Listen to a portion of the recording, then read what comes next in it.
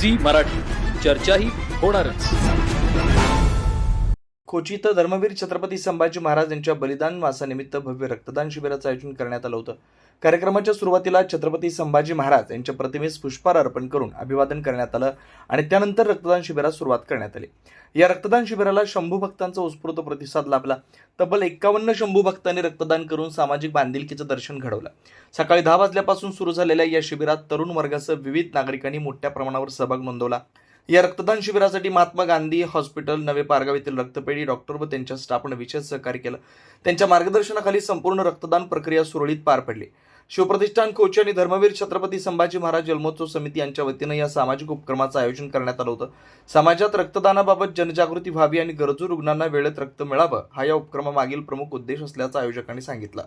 या प्रसंगी रणजित पाटील, राज पाटील, अनिकेत पाटील, महादेव पाटील, ओमकार गुरव, शिवाजी बाबर, वैभव गुरव, अभिमन्यू जगदाळे, शंभू डवरी, निखिल बामणे आदींसह अनेक शंभू भक्तांनी कार्यकर्ते उपस्थित होते. कार्यक्रम यशस्वी करण्यासाठी आयोजकांनी विशेष परिश्रम घेतला असून उपस्थित नागरिकांनी या उपक्रमाचं कौतुक केलं. कुंभोज प्रतिनिधी विनोद शिंगे.